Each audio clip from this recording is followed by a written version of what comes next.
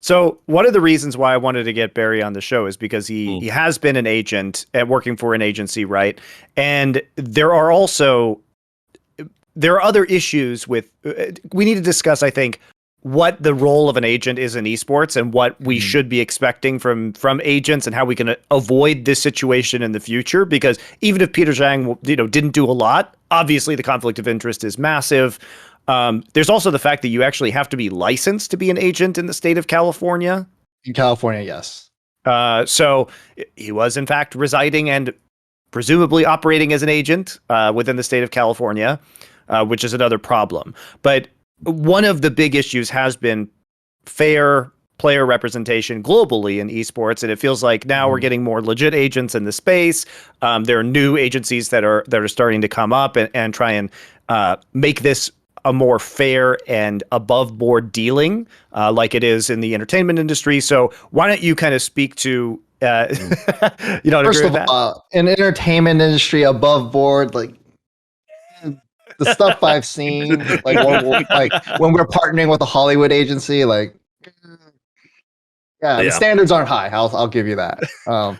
Let's just say legal and somewhat regulated, at least in the state of California. Yeah, let's go with that. Yeah, it's better than what we have, Barry. Okay. As far as I can tell, the joke is this is where actually esports has caught up to the real entertainment industry. Guess what? In the entertainment industry, there's plenty of contracts wouldn't be held up in court and fuck you up the arse completely and just make the guy who's your agent take all your money. The point is they rely on the same thing a small esports org does. You're never taking them to court. You're so desperate to get your foot in the industry, you'll take that. And like, by the way, if people don't know, even mega celebrities like people like Prince and stuff weren't onto like the legit deals until like the latter half of their career. Like you don't know how insane some of those. So like esports isn't the sole corrupt one there. One thing I want to ask though, Barry, talk a bit about an agent angle, but when I want to set the baseline with, can you give us a sense of like what's a reasonable fee that an agent in esports charges a player? I mean, it can be anywhere from 5 to 15%. There's a like cap in California on it, right? There is a cap on California. I don't remember if that's changed. That's interesting in itself, dude, because I'd heard from a source when he was potentially in this scenario, I'm not saying he did, if he had acted as an agent for some of these players, the numbers I was hearing as to what he might be charging as a fee, some of them went way above the 15% you just said. Yeah, I mean, I think from what I understand, 15 to 20 is the cap. I don't remember what the exact regulation was, just because I don't set our rates at our agency. Yeah. Just wanted we are licensed with the state of California, and we have to show them our engagement agreements with talents. We have to show them what rates we're charging, and then they have to approve on it, and then they give us our certification, essentially. And the thing is that like I think it differs from like different kind of industry, because like in sports you always hear like, oh, it's like 3%, but they're also making like $400K deals.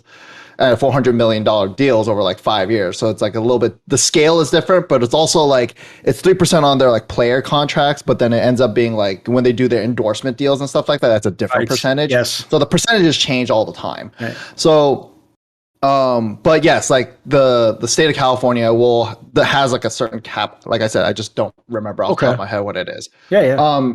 I think the thing I wanted. Peter Zhang should have just rocked up with one of those esports certification things. Like, what are you talking about? I am certified to work in esports. I mean, jokes on you guys. Yeah, exactly. I mean, I'm like, got me right there. That would be the cat. He caught you. Cat 22. Oh, good. But the thing I want to talk about is like how players end up paying their agents, right? Because it can come in like a bunch of different like kind of methods, because so one way you could do is if a player set up an LLC, then what you could end up doing is that have the team pay the agency, and then the agency reroutes that to the players. And then what ends up happening is that there's an actual precedent for this through sports, especially with like endorsement deals, because especially if there's like a big package deal with like a bunch of different like talent together, then the media, like the brand will pay the agency that did the deal, and then they distribute out the money to the talent as they're owed.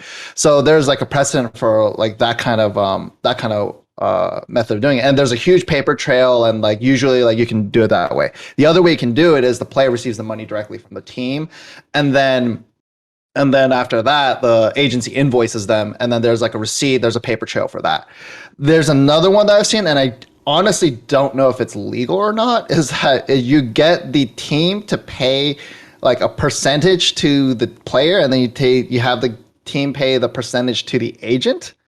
And that one, I've seen people do that, and I don't know how legal that is. I also think it creates an insane amount of like complication where there doesn't need to be, because the paper trails get mixed up. And like that looks like a tax loophole if you sort of assess it, right? Yeah. It's because it's based off of their income. Like they get tax based on full income, and then it looks weird. And to describe this, like I'm represented by WME, which is one of the largest agencies in the world. And the way that when they get me a deal, what happens is the client pays WME, and then WME takes their cut and then pays me directly.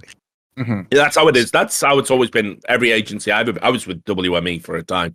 For some reason, they deemed you more marketable than me. I'm just going to say, Richard, this show has no sponsors. I will just say the show has no sponsors. So there you go. I didn't set that up. Actually, fuck you, WME. On behalf of I also used to be represented by them as well. I also don't like them. So keep going. But I like the same for me.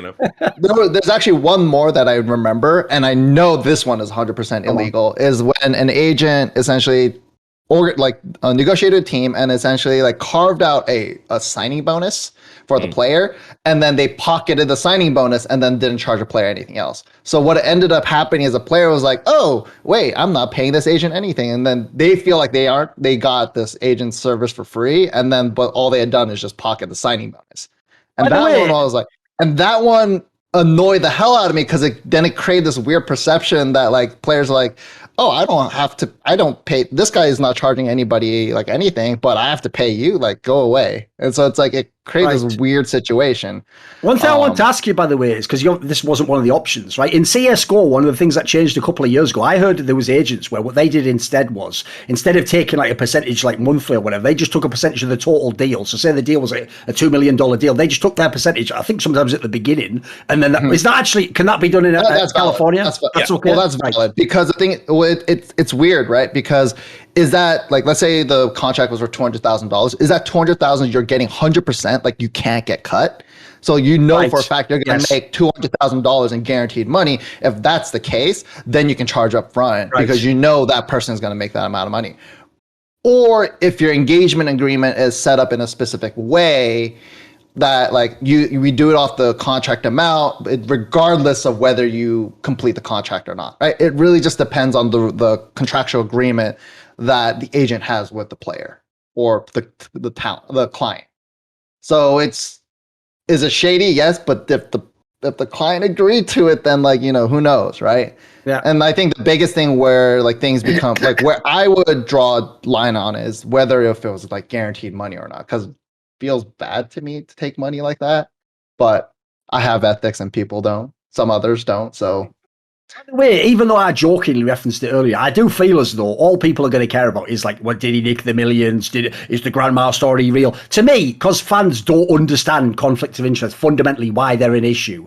I think they're going to skim over why this agent part's the big deal. Whereas to me, I actually think amounts of money aside, the agent part, if it's true, is the most disturbing part, because essentially you're just manipulating a bunch of young people, in this case, who don't even speak the native language of the people they're dealing with. Yeah, you're dealing from both sides. Yes. Yeah, you're dealing from both sides of the table. And then the example I can give is essentially like in the traditional entertainment world, there was this huge Writers Guild strike against like the agencies. Yes. And the main a couple of years ago. Yeah, a couple of years ago. And the main reason they were doing that is because some of the agencies were actually setting up production companies, and essentially they were hiring writers through those production companies, but they're also representing those writers. So they were actually on both sides of the table. So and then obviously the agencies claim that we're not actually it's a separate entity. They do everything, we're not actually pulling the strings on both sides. But how can you verify that, right? Like how can you ever verify that when the link is there? So if you look at this situation, like the allegedly Peter is negotiating on behalf of the org, but then he's also helping the player get the best deal possible from the org. So he's not acting in the org's best financial interest, and technically he might not even be acting in the player's best financial interest. Yes. Or he could be looking out for both because he knows the budget and whatnot and can get what's fair, but it's not a good look. either way. Like, dude, I even thought the crazy thing about this case is I've never heard of a case this bad, because usually it's that you pick one of the parties and you agree to fuck the other one. So you're either on the player's side and you secretly help your mates get more from TSM, or you're on TSM's side and you go, fuck it, I'll wreck these players. It's the first time I've heard of someone go, why don't I fuck everybody? Which I guess is sort of a TSM philosophy in some ways. That's crazy. Because I think the chance of getting caught surely had become enormous at that point, Yeah, I mean... You've got no one on your side. I think in general, we're definitely due a crucible on where agents and orgs acting as agents Yes. I talked about this a lot back during the Tfue phase situation, and for me, again, just full transparency, I was going to be called as an expert witness in that trial, which is mental, but whatever. Just so people know. I really was all in on the idea that if what FaZe did with Tfue was blown up wider and it was proven they were acting as an agency, we've got a problem in fucking California with all these League of Legends organizations and what they're doing with influencers and what they're doing with players and everything else. It would have changed the face of esports forever, but they settled. So now we've just got to wait, and there will be another Tfue. That crucible of course. I mean, the amount in question for the Tfue case was like close to 1 million.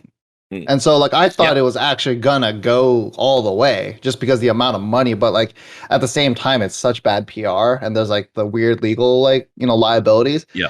It's there the talent agency like the weird thing about the Talent Agency Act, the TAA, is that it's supposed to it's set up there to protect the talent from corporate entities. Essentially, it's to protect the little guy. And there's another corollary to it was with like there's a Sport Athletes Act. I don't remember what it's called. I used to know this a lot better. But and that was supposed to essentially protect athletes specifically from being represented. Like it pretty much says the employer cannot act in the interests of the athlete, in the financial interests of the athlete. So like that was a big thing, and you can kind of like extrapolate that to the rest of the entertainment industry. But like it's weird because it's specifically about athletes. Yeah. So, and you have a lot of orgs where, like, that's why, like, orgs essentially had these weird, like, agency clauses almost, but then that's why all the orgs started to spin off media, like, these agencies as, like, a part of, like, underneath the umbrella, or sometimes even, like, not part of the umbrella as, like, a separate company. And that's why I'm bringing this up, because the next point I wanted to get to is, sure, it's bad, maybe, unconscionable if it turns out that, yes, this coach was sent to China to scout players on behalf of the organization, recruit players on behalf of the organization, negotiated their contracts for them while working with parameters set by the organization, thus ensuring potentially both parties get fucked on the deal, honestly. That's bad enough, but then TSM owns its own agency and represents represents players. That's what I was going to bring up. Through that agency. I didn't want to be the one that brings it up. So. Yeah, one of the things that has to come out about this, and we can talk about this through the lens of the NA LCS Players Association, one of the demands that needs to be set for the bare minimum in the League of Legends ecosystem has to be that orgs cannot own agencies that represent players that operate within the ecosystem that employs the players. Yeah, you know the funniest thing is that like when Evolve was first starting, a team accused us of being owned by another org, and we had to actually go to the Overwatch League at the time and show them our papers, essentially showing that this other team does not have any ownership in our, like, we had to show them our articles and incorporation and everything. Like, we had to jump through all these hoops.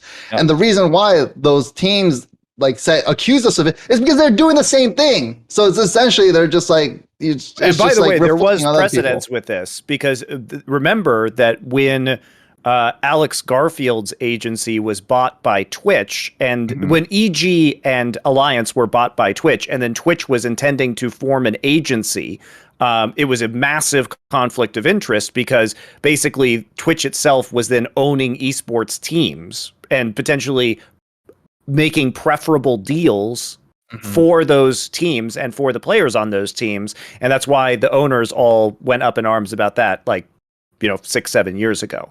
And so, yeah, to your point though, it's funny because it seems like what TSM and Reggie got mad about was that it was Peter Zhang dealing on both sides of the table when it should have been Reggie dealing on both sides of the table with the fucking agency icon that TSM owns that represents some of the players on the TSM roster. I actually wonder what happens with Icon when they because I understand the need to spin off an agency to set up the brand deals for the players, but then the issue comes when they redo the org deals.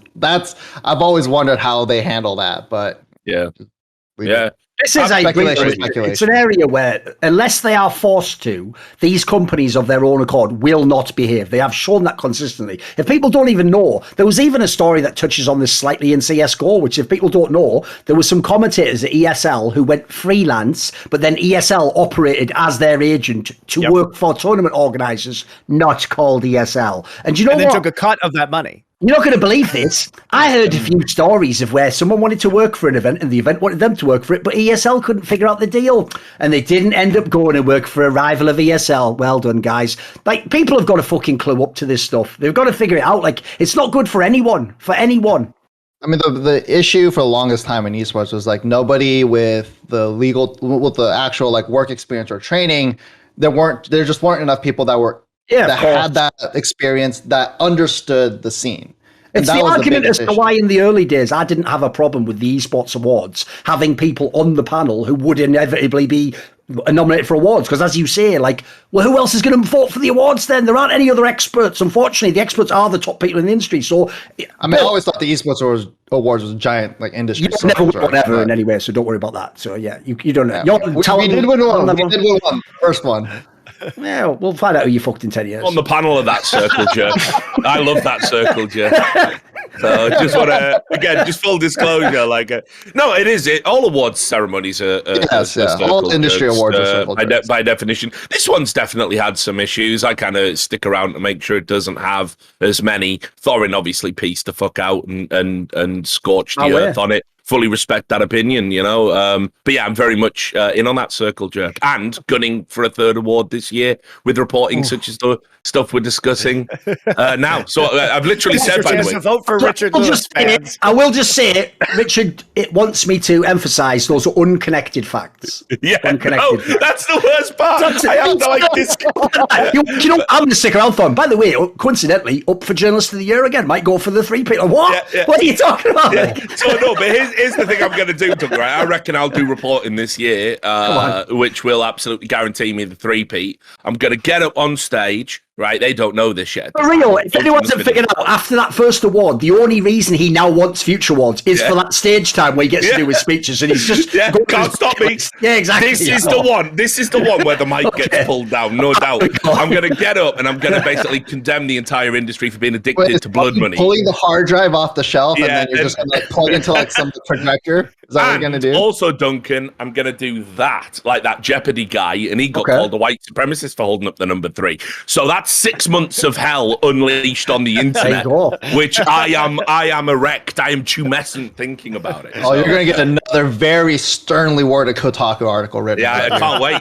Can't wait. Which bum is going to write that one? Want to see more cool, funny, interesting clips based on topics from my content? Well, subscribe to this channel then, or, be a pleb and don't.